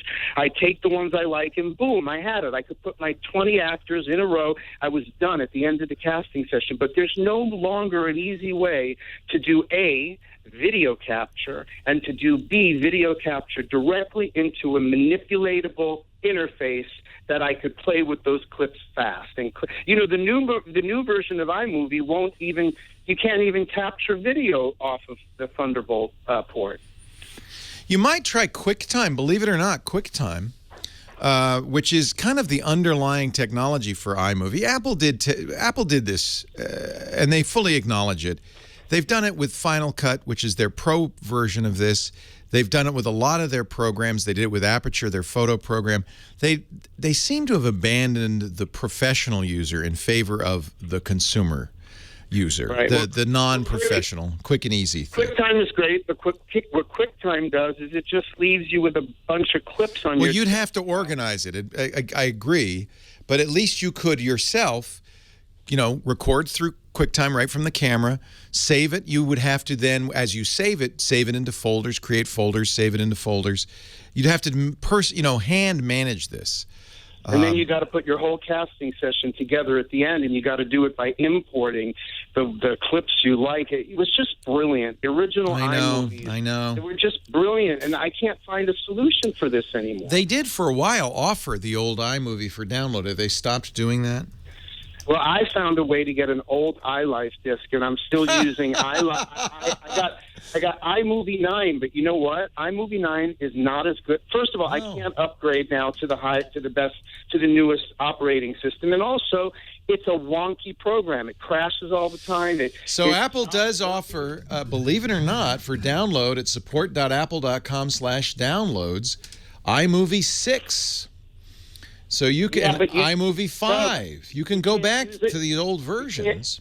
Only if you have an old operating system on your old. It won't let you run it, huh? No, you can't run it. The only one you can run, the one that works with the new operating system, and I haven't moved up to. That's frustrating. Well, and because Apple offers for free iMovie, it's killed the market for third-party video editors. I mean, there are some, Adobe Premiere. That's what we use.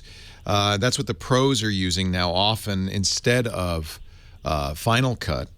Will Adobe Premiere let you do a live, direct wired stream of clip into the software? I would remember. I'm not importing. I'm not using a chip, and I'm not. I understand what you're saying. You want to record right into the timeline. Right. And then the timeline has all the different takes, and then you go keep that take and get rid of the rest of the takes. Now we save it, right? Right. I'll have to ask, but I would bet there is a 30-day trial of Premiere. That basically, I and a lot of your colleagues have moved away from Apple Final Cut and iMovie and moved over to Premiere. That's what we do here when we do editing. We actually do it on a Windows machine, but there is a version of Premiere for Mac.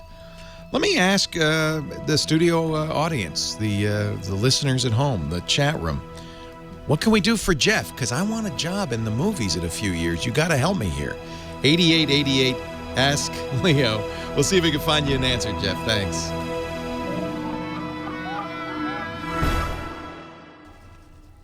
iMovie 9 is the oldest version of iMovie. They do still offer this for download.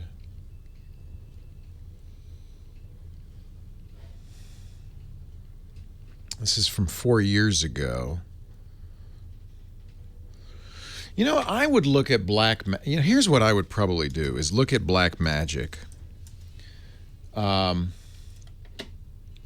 They make these very simple cameras that are designed kind of for this capture-only stuff. Not super expensive. Let's take a look at the Micro Cinema. Small. Well, I believe it's 4K. Let's see. It can use Micro Four Thirds lenses, which is kind of handy because you can get inexpensive, a variety of inexpensive lenses. So you could do, I know you're in a small room, but you might sometimes want wide. You might want something a little longer, a little faster. You see, it has live HDMI out. So that's how all these Blackmagic cameras work. It will output. Okay, it's 1080, but they have other ones that are higher res. This is, probably the one you'd want is this one. They're actually you actually make movies with this.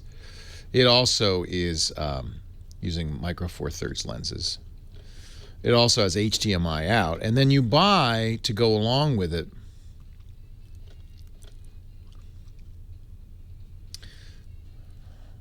And this is exactly what you said you didn't want, which is record to a chip. But I think what you want is an interface on the recorder that allows you to do exactly what you're looking for. And of course, it works with DaVinci, which is their program, as well as Premiere Pro and Final Cut. It comes with DaVinci.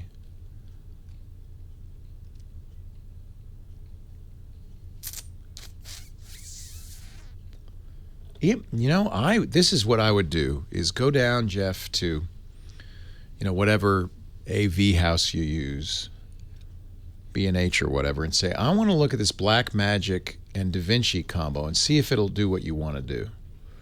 You actually don't record to a computer if you don't want to, but you could. DaVinci works on Macs. And these are going to give you incredible results. You frankly could use the micro. I mean, 1080p I'm sure is more than adequate for you. Black Magic makes some really interesting solutions. I think that might be one you want to look at. Leo Laporte, the tech guy, 8888. Ask Leo the Gizwiz coming up in just a little bit. Dick DiBartolo. But first, let's say hi to Doug in Sacramento. Hello, Doug. Hello, Doug. Here. How you doing, Leo? You. I'm doing great.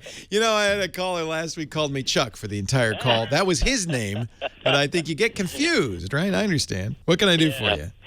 Well, I am a student, and I've been taking a lot of After Effects and Premiere Pro classes. Awesome.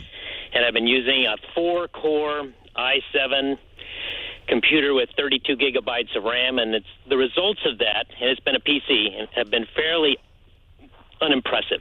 So I was, and actually in the process of moving something in 3D space in After Effects, I actually blew up the computer, and they haven't been able to fix it. So fortunately, Costco gave me my money back. Wow. So now, what was the brand of that computer? It was a Hewlett-Packard. Okay.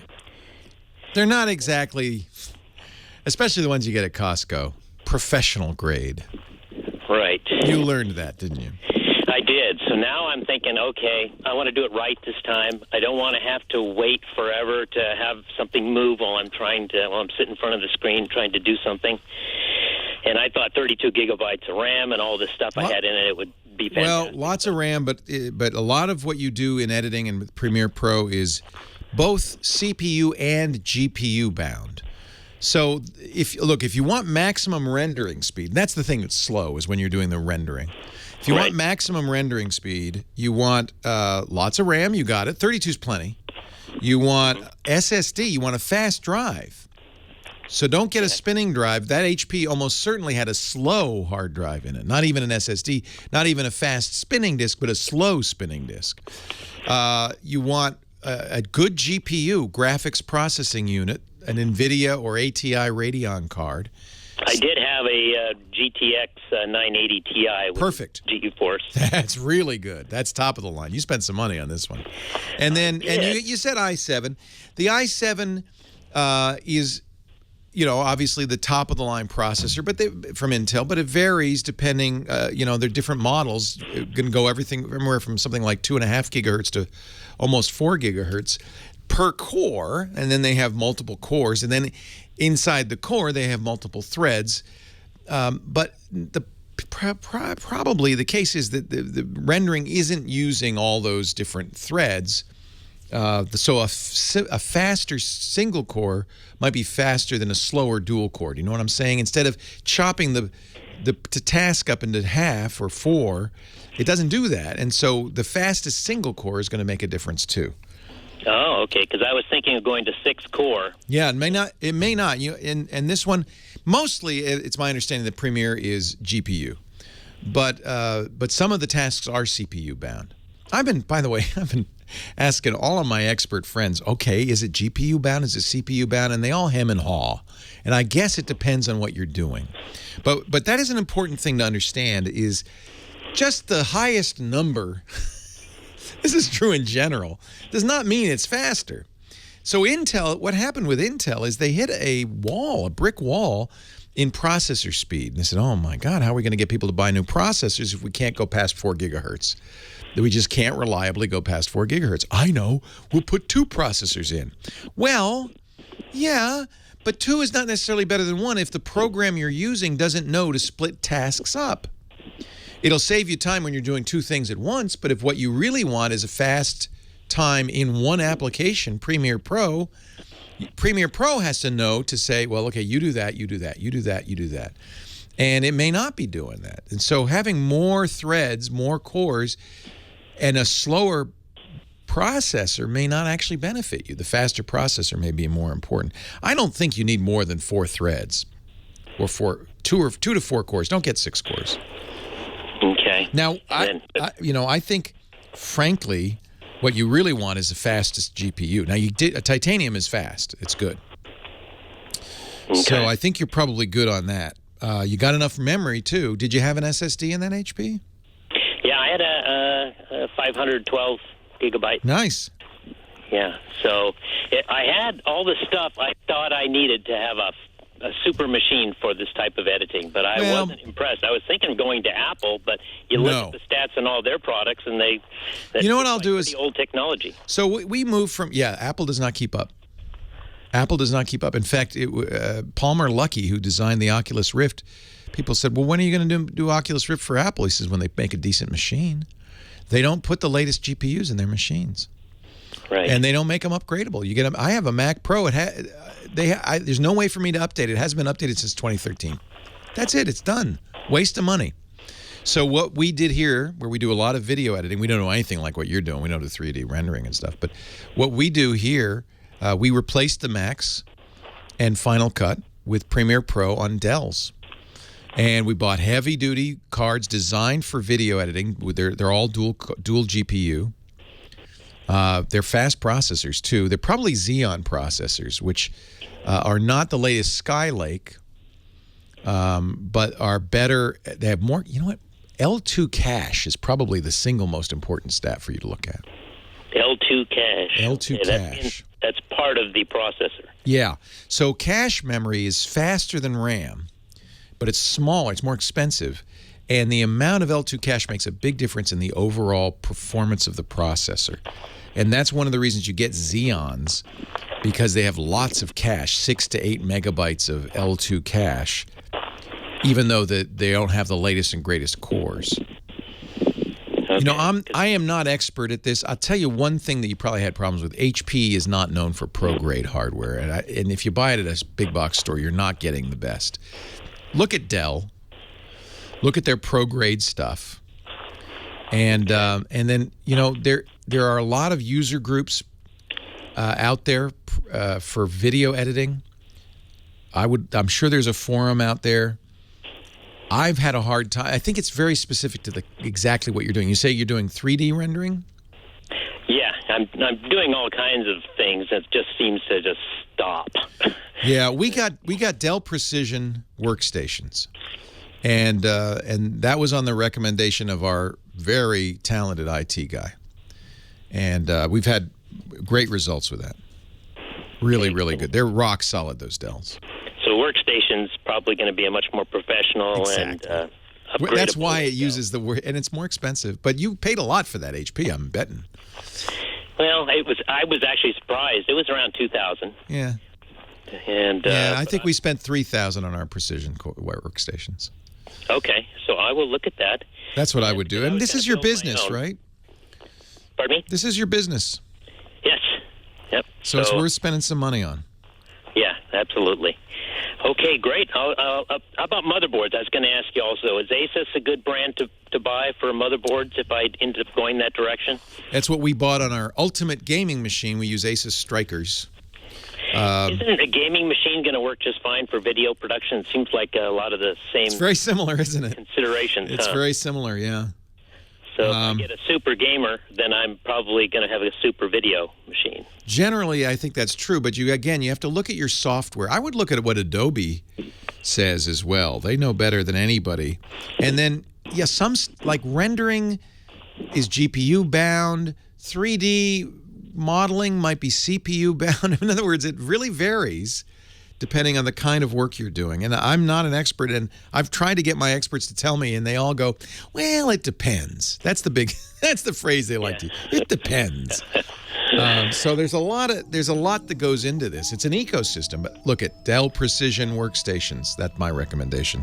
At least start there, and you can spec it out as you wish on the Dell site. Leo Laporte, the tech guy.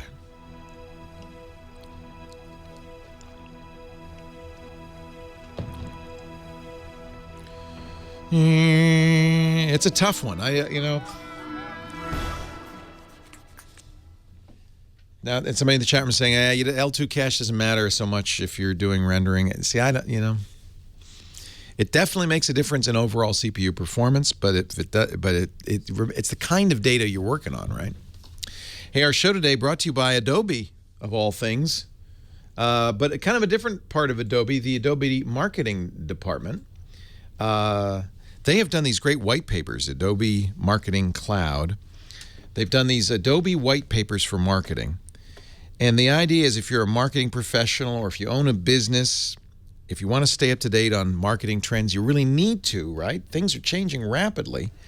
And Adobe's put together really great white papers, instructional white papers that tell you everything you need to know, including like learning the difference between, and I don't, believe me, I'm just reading this. I don't know what it means.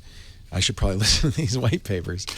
The differences between interaction metrics, engagement metrics, and value metrics. I'm sure Lisa and our research team knows this. You should know this. It'll help you figure out if your creative is working, which part of it is working. Creating personalized content that's relevant to consumers using predictive analytics.